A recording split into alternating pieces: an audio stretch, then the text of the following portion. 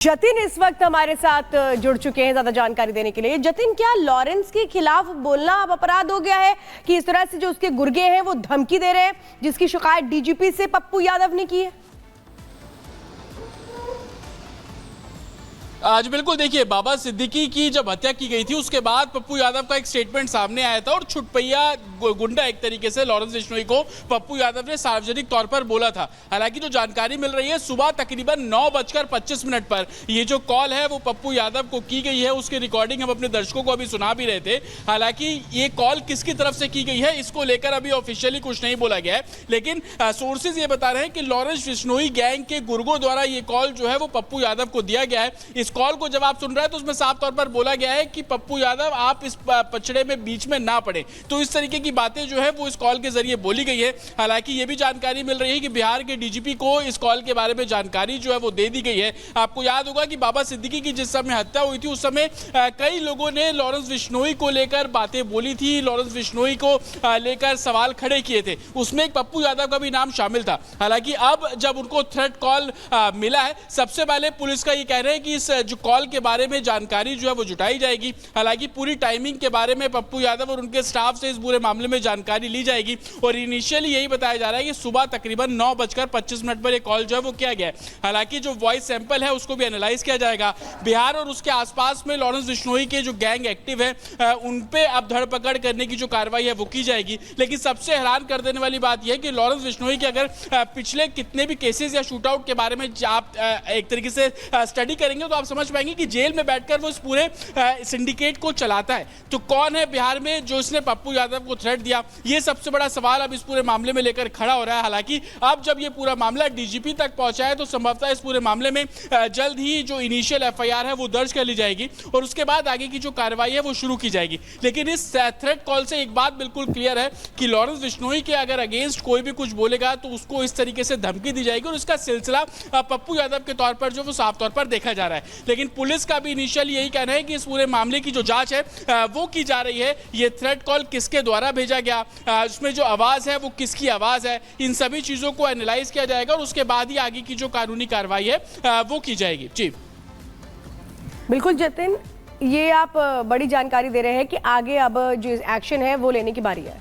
तो कुल मिलाकर यहाँ जतिन ने एक अहम जानकारी दी और जतिन ये साफ तौर पर बिल्कुल सही सवाल पूछा कि आखिर ये डर जो पैदा किया जा रहा है, बताया जा रहा है और इस पर सीधे जो लॉरेंस का नाम आ रहा है, क्या इस बात की पुष्टि कौन कर पा रहा है कि लॉरेंस का ही शूटर है, उसकी ही आवाज है? अभी तक क्या हवा में बात है या इसके पीछे जो कुछ तर्क है, सबूत हैं?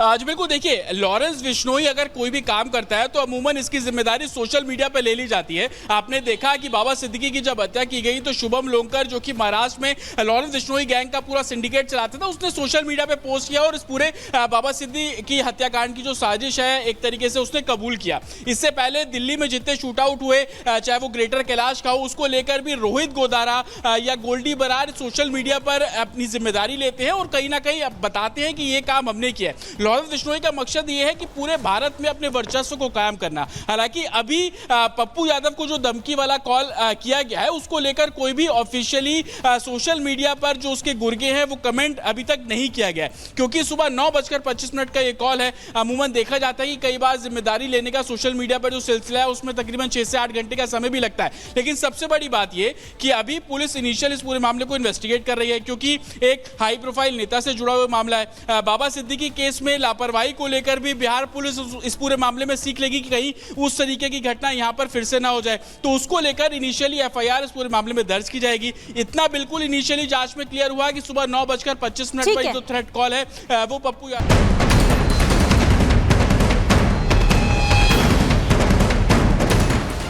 जब से वक्फ संशोधन बिल का मुद्दा उठा है तब से ही भड़काऊ बयान की होड़ मच गई है। एक के बाद एक बयान वीर सामने आ रहे हैं। कोई लाउडस्पीकर के जरिए वक्फ बिल के कानून बनने से मस्जिद और मज़ारों के छीनने का डर दिखा रहे हैं, तो कोई मस्जिदों के क्यूआर कोड के जरिए बिल का विरोध कर रहा है। लेकिन अब एक और भड़काऊ भाईजान आ गए हैं जो सीधे सीधे धमकी पर उतर आए हैं। कहा कि अगर जरूरत पड़ी तो देश का मुसलमान जेलों को इस तरीके से भर देगा कि उनको रखने की जगह नहीं मिलेगी और जान देने की बात कर रहे हैं। यह हमारे लिए जिंदगी और मौत का मसला है और हमें हर कीमत पर इसको रोकना चाहिए। हम इस कानून की मुखालफत में किसी की जान लेंगे तो नहीं, ये तो हमारे दीन ने मना किया, लेकिन जरूरत पड़ेगी तो हम अपनी जान देने से भी गुरेज नहीं करेंगे। वक्फ के जरिए मासूम लोगों की जमीन पर दावा करने के मामले बढ़ते जा रहे हैं, लेकिन बिल के खिलाफ मौलाना तरह तरह की धमकी दे रहे हैं। इस लिस्ट में all India Muslim personal law board के अध्यक्ष मौलाना खालिद सैफुल्लाह का भी नाम शुमार हो गया है। खुदा न खास्ता अगर ये पास हो गया तो ये मुसलमानों के लिए हद दर्जा खतरनाक है। आपकी मस्जिदें भी, आपके मदरसे भी, आपके मकतब भी, आपकी ईदगाहें भी, आपके कब्रिस्तान भी, आपकी दरगाहें भी, आपके मज़ारात भी, सारी की सारी चीज़ें खतरे में पड़ जाएंगी और उनका बका, उनका तहफ़्फ़ुज़ दुश्वार हो जाएगा। ऐसे में इस भड़काऊ बयान का विरोध तो होना ही था। साध्वी प्रज्ञा ने मौलाना को जोरदार जवाब दिया है। ये मौलाना हिंदुस्तान में गृह युद्ध कराना चाहते, जेलों में भरने का मतलब क्या है? और कहीं कहीं तो मैंने कई बार देखा है, मार काट की बात करते हैं, सड़कों पर उतरने की बात करते हैं। वहीं वक्फ की जमीनों पर बढ़ते दावों को लेकर देवकी नंदन ठाकुर ने वक्फ बोर्ड की तर्ज पर देश में सनातन बोर्ड बनाने की मांग करती थी। उन्होंने कहा कि सनातन बोर्ड को भी उतनी जमीनें मिलनी चाहिए। इस विरोध के पीछे की मंशा सियासी है और मौलाना उसका फायदा उठाना चाहते हैं, लेकिन वक्फ की गलत शक्तियों पर लगाम लगाने के लिए मोदी सरकार के कदम आगे बढ़ चुके हैं। Bureau report, Republic Bharat.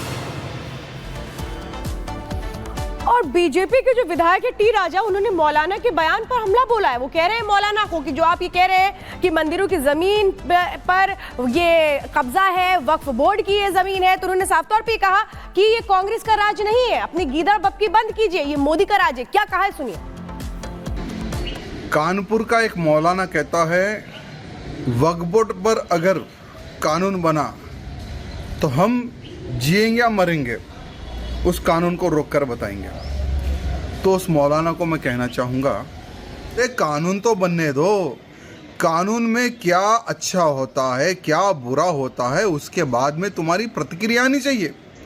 लेकिन कानून बनने से पहले इस प्रकार की धमकी देना कि जीवन मरण तक हम लोग वक्फ बोर्ड के कानून को रोकने तक हम लड़ेंगे, तो ये कांग्रेस सरकार नहीं जो डर जाएगी तुम्हारी गीदड़ भक्तियों से। ये मोदी राज है और मोदी राज में किसी के बाप से डरने वाले नहीं हैं। और वक्फ बोर्ड पर बिल आएगा। और इस बीच एक और बड़ी खबर हम आपको बताते चलते हैं। पप्पू यादव को धमकी मिली है, लेकिन आप जरा सुनिएगा ध्यान से। लॉरेंस गैंग से यह धमकी दी गई है और सोशल मीडिया के जरिए पप्पू यादव को धमकी मिली है। तो सांसद पप्पू यादव जिन्हें धमकी मिली है, और यह बड़ी खबर, तो यह कहा जा रहा है कि लॉरेंस गैंग जो है, उनके जो शूटर है मयंक, उसने धमकी दी है, ऐसा कहा जा रहा है। तो इस वक्त बड़ी खबर है, पप्पू यादव को धमकी मिली है और बताया जा रहा है, जो जानकारियां मिल पा रही है उसके मुताबिक लॉरेंस गैंग के शूटर्स इसके पीछे हैं। और पप्पू यादव को जो आप देख पा रहे हैं कि आम जनों के बीच में काफी पॉपुलर है और लोगों के चहेते नेता हैं। तो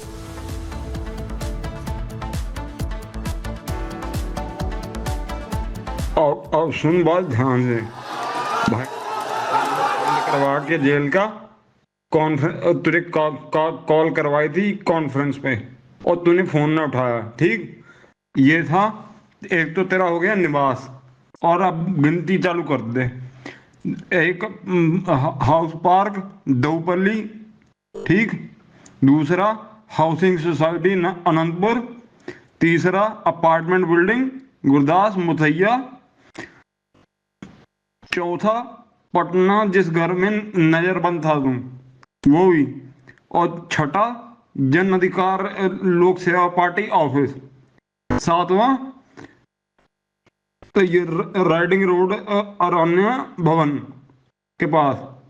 और नौवां हो गया तेरा आरव गुप्ता जनरल स्टोर के पास जो है तुम, हैं, हाउसिंग कॉम्प्लेक्स जो है। और नौवां हो गया तेरा ये भरतांडा, परमपुर, परमानपुर, 852-137 पिन कोड। और फिर हो गया तेरा पूर्णिया कॉन्स्टिट्यूएंसी में। अब घूम कहाँ घूमेगा? 72 परमानपुर, भटांदा। तो ये प्यार से समझाया थे कि भाई से यहाँ से बात कर ले हैं। भाई ने जेल के वो जैमर बंद करवा के तुझे फोन कर रहा है और तूने फोन ना उठाया हैं। अब फिर तेरी वही हरकत हो गई हैं। अच्छी वाली सलाह हो रही थी, उसके बावजूद नहीं अगर खत्म हो रही। एक तो गलती दे रही हैं, ऊपर से दिखा रहे कि भाई मैं गलती कोई नहीं है। हम बड़ा भाई समझ के तुझे बड़ा भाई बनाया हैं, ऊपर से तूने भाई के फोन ना उठाया हैं। जेल का जामर 10 मिनट बंद कराने के तुझे पता मिनट के लाख रुपए लग रहे हैं। मजाक समझ खत्म तो कि क्या जवाब दूं मैं कि बड़ा भाई बना लिया मैंने और बड़े भाई ने ये सलाह दी है। शर्मिंदा करवा दिया मुझे तूने। क्या बड़ा भाई बना ही लिया, उसका फर्ज तो निभा लेता। तुझसे कोई मांग करी, कोई कहा, तेरी जान बख्श दी। बल्कि क्यों ऐसा उल्टा बोला था? भाई इतनी सी बात ही भाई से कहता भाई ये न्यूज वालों ने कर दिया, काट के भेज दिया। मेरा इसमें नाम ही नहीं ना काम था।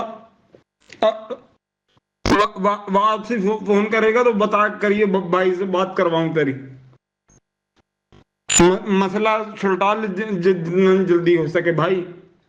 और तुझे हम नेताओं जैसे नहीं, जिसे तेरी बेबाकी पसंद थी। एक बार कि तेरी वीडियो देखी थी मेरे बड़े भाई, जब